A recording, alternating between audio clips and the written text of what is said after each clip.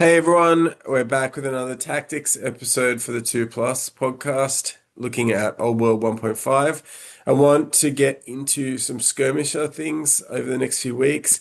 We've been asking for comments and replies, whether it's here at YouTube or on our Discord, which you can find the link for below.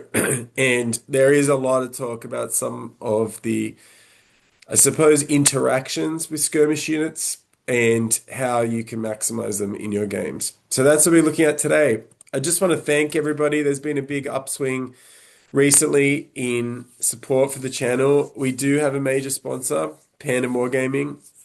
You can follow the link on the screen or in the bio or description for the channel. Jeff at Pandemwargaming will help you out with whatever you need in terms of terrain or bases. I've just had it feels like 200 vampire counts bases printed up. I'm jumping on the bandwagon or the coach wagon.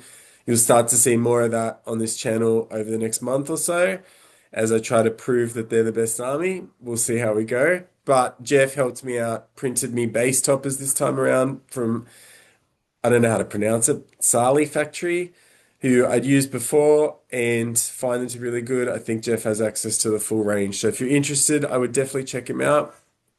And also, just everybody else who contributes to the channel financially, it does go a long way to help us out. So if you do want to support us, you can follow the link to our Patreon page.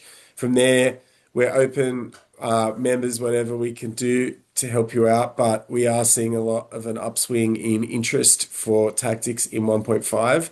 It does feel like a whole new game. I think a lot of the videos we made earlier are probably still relevant, but we are finding that there's different things that we want to talk about these days. And as we play games, we'll get back to you here on the channel. So, yeah, to get to it, there's been a lot of talk about skirmishes, and I am playing a demon army at the moment. I spent some time penning it up. I play renegades, renegades only.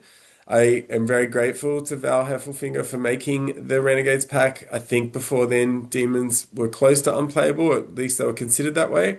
You can see in the pictures my Lizardmen army, which I wish was playable, but I don't think is still, even though the Slann is very good, Magic is just not that great anymore. However, what I love about demons are you can get a number of very good skirmishing core units. So if you play a Keeper of Secrets or a demon, a Slaanesh demon is your general, you can play Steeds of Slaanesh or I guess the demonettes on steeds, Steeds of Slaanesh in the core. So I think these are a really good unit. So on the board, I'm running 6 at the moment with a Heartseeker. I think it's about 150 points or something. They have 2 attacks each with their extra attacks. They have AP1, AB2. So on a 6, you're getting AP -3, while they're only strength 3. They also move 9 with Swift Stride, and they get +1 on any charge or charge roll they make. And I think it's Pursuit. I can't remember if it's Charge and Pursuit or Charge and Flee. But Charge and Pursuit. So they go a long way. And that's what I'm going to try to show in this video. So although the last tactics video looked at fast cav and, or not fast cav, but open order and skirmish, fast cavalry are pretty good in open order in the sense they get a quick turn, but not being able to march and do that means that in the super powered movement phase of the old world, it's just not going to cut it. So generally, you're playing these guys in skirmish formation. And that's because of this type of scenario. So I'm running them really wide. On the right, in the background, you'll be able to see some of the combat that's already begun. But you can play these guys, who also have countercharge, I should say, out on a wing because they're just impossible to catch, I find. So if they're in core, they're going to be a scoring unit. So that's 12 unit strength on the table. And if you run them wide enough, they're going to be less likely to be shot up. In this formation right now, I must be about 10 inches away from these cold ones. So I position them so they couldn't be charged. The cold one player moves towards them so he's got a line of sight. The cold ones are move 7 Swift Stride. They're probably going to make it. And demons are immune to psych, so they're not going to be able to flee from any charge. Here, though, what I'm able to do on my turn is once I've forced the cold ones to come closer, because if they didn't, I would just move outside of their charge arc to the right. that's what I've done anyway. By being able to march with this unit, we're able to march 18, and then you might see, well, how come they get to face in this direction?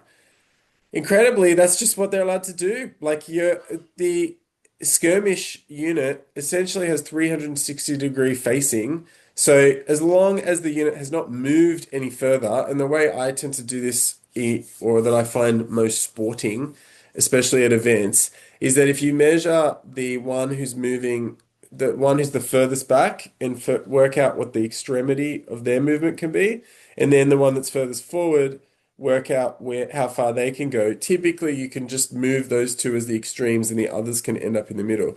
But yeah, you might have seen around the internet people playing these skirmishes in these strange formations, like when they're in lines, and the line provides cover to the units behind them, but it might not block complete line of sight. So if they out of the way when you charge, then they're going to be that charge is going to be legal, or they might get killed before then, and with a wheel the charge becomes legal. But you can do all sorts of shenanigans with skirmishes because their facing doesn't matter. So in this case, the poor cold ones who have your traditional 45-ish degree facing from the front, which is even worse given their 30 by 60 base, are just being run around by a much cheaper unit who, while you could say they're fast cavalry, the 360 move and the march just means that they're never ever going to get caught by anything that they don't want to be caught by, or that it doesn't have a ranged attack.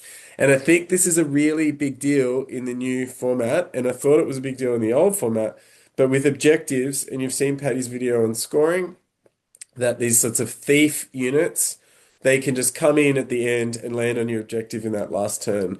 And with these guys who have move 18, and a lot of fast cav do, like Illyrian Reavers, Dark Riders, any Elven steeds are going to be moving 9, then you're going to find that aren't heavily armored. If they're in skirmish formation, you can pull these types of shenanigans where the poor cold ones are sort of damned if they do, damned if they don't. As long as they are outside of charge range, I'm fine, and I will run those demonettes or these seekers in that fashion. So they're just never going to get charged by those cold ones. But they can't be ignored. And unfortunately, there's a bit of a mismatch there in the units. So later in the game, I wanted to point out how this worked too again. So this poor cold ones have decided to just mount the hill, orient themselves back to the center, and in that purpose, look, hopefully they'll be able to charge these Furies, again, immune to psych, so not being able to flee. One of the interesting downsides for people who play Furies, it's not just Theory Hammer, they can't run away, so they're not as good as you might think for this type of unit. But hopefully, at worst, the cold ones are then going to be able to come back to the middle. However, you can see, again, being able to pass that march test and march, or their flyers anyway, so they can march without it, they have been able to come across the full. So these guys are only flight 8, so they can move 16 inches and end up, and again, doesn't matter which way they face, behind the lines of the Carnosaur and this Bastillodon. So there's a couple of things going on here, and we'll point out some extra sort of tactics you have. You can see the cold ones, again, dead in the water, doing not much. So you might say, well, they could have been drilled. Would that have helped things? I'm not sure. But they're trying to get into combat, but they're just being outgunned by this 360-degree move 16 without having to test unit. What has happened is by putting these units behind these guys, if they are pushed back, so the Carnosaur's in combat with the Keeper of Secrets, the Bastillodon is up against some Juggernauts, or what I guess are now called Blood Crushers, and if they get pushed back, so if they fall back in good order or they flee, they're going to have to go through this unit, which means they'll take a peril test. So the chance that they'll take a wound. But also carefully, I've positioned them in a way where if they bounce through, they're not going to fit in this gap with the Seekers. So they'll have to bounce through that unit as well. And you can set this up, they call it the conga line, where if they're all in a row, and I didn't have the movement to do this time around, but next turn, possibly that's how it would have gone, then you can put them in a line so that if there's not enough space, that when they fall back in good order, which is a flee move, they just automatically rally from, or end up fleeing, and you pop out and part of your base is over the edge of the board, then you're off the board. You're off the board.